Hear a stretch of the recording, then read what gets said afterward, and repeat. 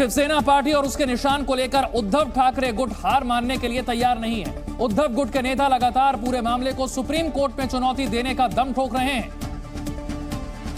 और एक कदम आगे बढ़ते हुए संजय राउत ने अप्रत्यक्ष रूप से चुनाव आयोग पर बड़ा आरोप लगाते हुए कहा कि चुनाव चिन्ह और पार्टी को हड़पने में करीब 2000 करोड़ रुपए खर्च किए गए।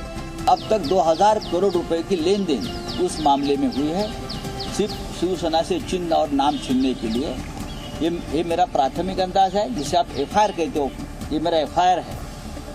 ये निर्णय खरीदा हुआ निर्णय।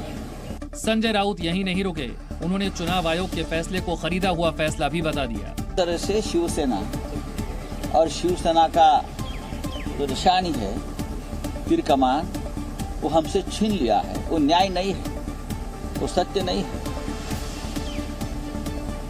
वो एक व्यवहार और व्यापार हो गया, खरीद लिया। चुनाव आयोग के फैसले के बाद एक तरफ उद्धव गुट बौखलाया हुआ है, दूसरी तरफ एकनाथ शिंदे गुट में जीत के बाद का संयम देखने को मिल रहा है। हालांकि एकनाथ शिंदे खुद लगातार उद्धव गुट के किसी भी आरोप का जवाब देने से चूक नहीं रहे।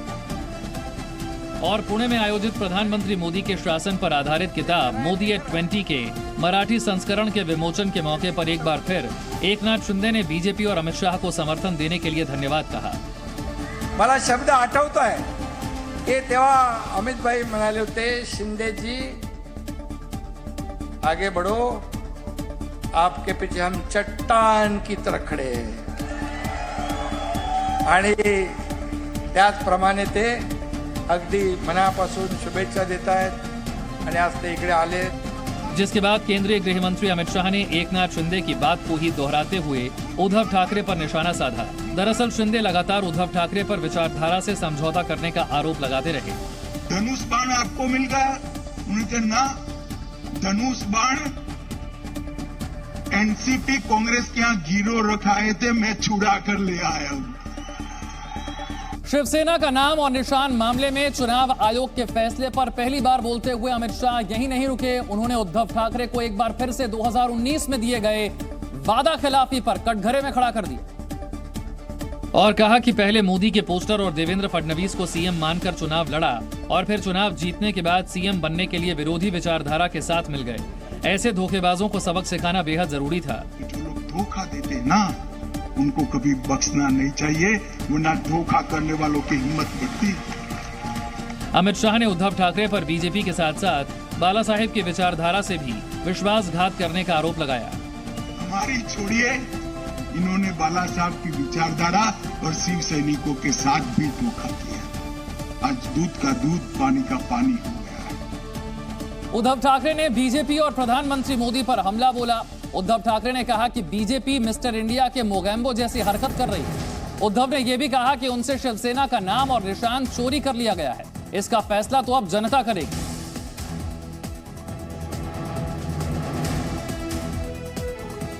कि मीटिंग में, मोदी जी की मीटिंग में पब्लिक मोदी जी के नकाब मास्क पहनकर आते थे, लेकिन अब दिन बदली हो गई।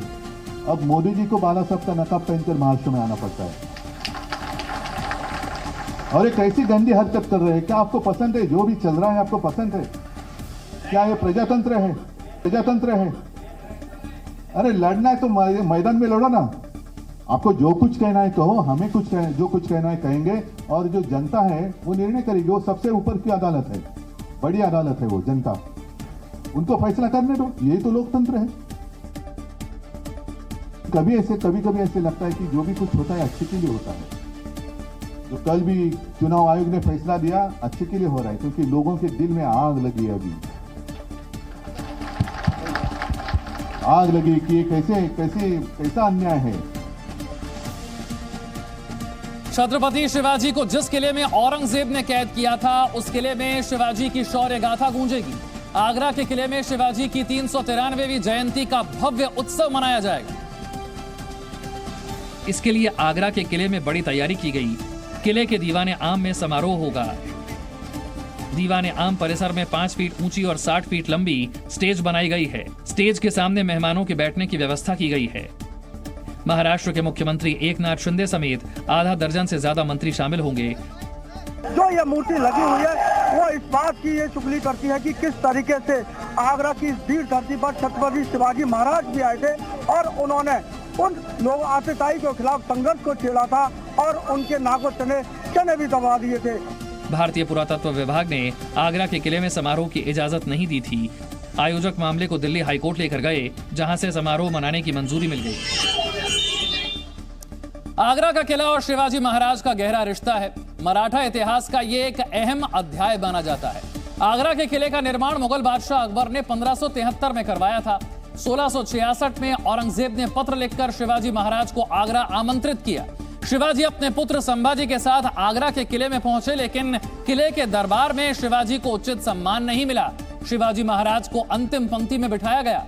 शिवाजी के विरोध करने पर उन्हें किले में कैद कर दिया गया।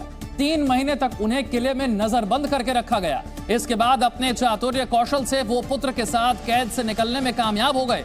इस घटना को मराठा इतिहास में गर्व के साथ याद किया जाता है। महाराष्ट्र समेत देश भर में आज छत्रपति शिवाजी महाराज की जयंती मनाई जा रही है। इस मौके पर मुंबई में इजरायली कॉन्सुलेट ने एक वीडियो भी जारी किया है,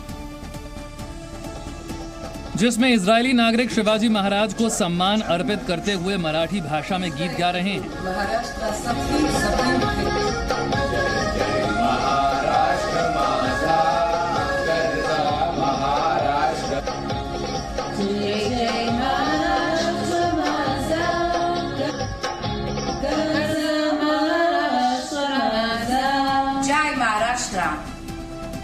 महाशिवरात्रि के मौके पर गुजरात के वडोदरा में भगवान शिव की एक विशेष प्रतिमा का अनावरण होगा। शिव की यह प्रतिमा 111 फीट ऊंची है और वडोदरा के सूरसागर झील में स्थापित की गई है। इस प्रतिमा की सबसे बड़ी खास बात यह है कि इस पर 17.5 किलो सोने की परत चढ़ाई गई है। इसीलिए यह प्रतिमा दूर से ही सोने की तरह चमकती नजर आती है। सर्वेश्वर महादेव की इस प्रतिमा पर सोने की परत चढ़ाने का काम 5 साल पहले शुरू किया गया था। मंदिर की देखरेख करने वाले सत्यम शिवम सुंदरम समिति के मुताबिक इस प्रतिमा पर सोने की परत चढ़ाने पर करीब 12 करोड़ रुपए खर्च हुए हैं। 111 फीट ऊंची शिव की इस प्रतिमा का निर्माण 1996 में शुरू हुआ और 6 साल के बाद 2002 में इसे सूरसागर झील में स्थापित किया गया। शनिवार को महाशिवरात्रि के अवसर पर गुजरात के मुख्यमंत्री भूपेंद्र पटेल भगवान शिव की स्वर्ण प्रतिमा का उन्होंने अनावरण किया। कांग्रेस के शीर्ष नेतृत्व ने नीतीश कुमार के बयान पर चुप्पी तोड़ी है। इशारों में कांग्रेस ने नीतीश कुमार को कांग्रेस को नसीहत देने की सलाह भी दे दी है। साथ ही कहा कि कांग्रेस अपना काम जानती है। कांग्रेस महासचिव जयराम रमेश ने नीतीश के बयान पर बोलते हुए विपक्षी पार्टियों को यह भी संदेश दिया कि कांग्रेस को किसी के सर्टिफिकेट की जरूरत नहीं है। हमें किसी को सर्टिफिकेट देने की जरूरत नहीं है कि हमें नेतृत्व करना है, क्योंकि कोई भी विपक्ष की एकता कांग्रेस के बिना असफल होगा। जयराम रमेश ने नीतीश कुमार के पाला बदलने के स्वभाव पर भी इशारों में तंज कर दिया और कहा कि कांग्रेस कभी बीजेपी से समझौता नहीं करती। कांग्रेस ही एकमात्र ऐसी पॉलिटिकल पार्टी है जो बीजेपी के साथ कहीं भी समझौता नहीं किया है। कई विपक्ष की पार्टियां ऐसी आती हैं जो खरगे जी के मीटिंग में बैठती हैं, पर जो उनका एक्शन होता है वो सत्ता पक्ष के पार्टी के पक्ष में होता है। यानी नीतीश ने लेफ्ट के मंच से कांग्रेस को गठबंधन पर निर्णय लेने की नसीहत दी, तो जवाब में कांग्रेस नेता भी नीतीश को नसीहत नहीं देने की सलाह दे बैठे। हमारे 2 चेहरे नहीं हैं बीजेपी के संबंध में, हमारा एक ही चेहरा है। हम बीजेपी के विपक्ष में हैं।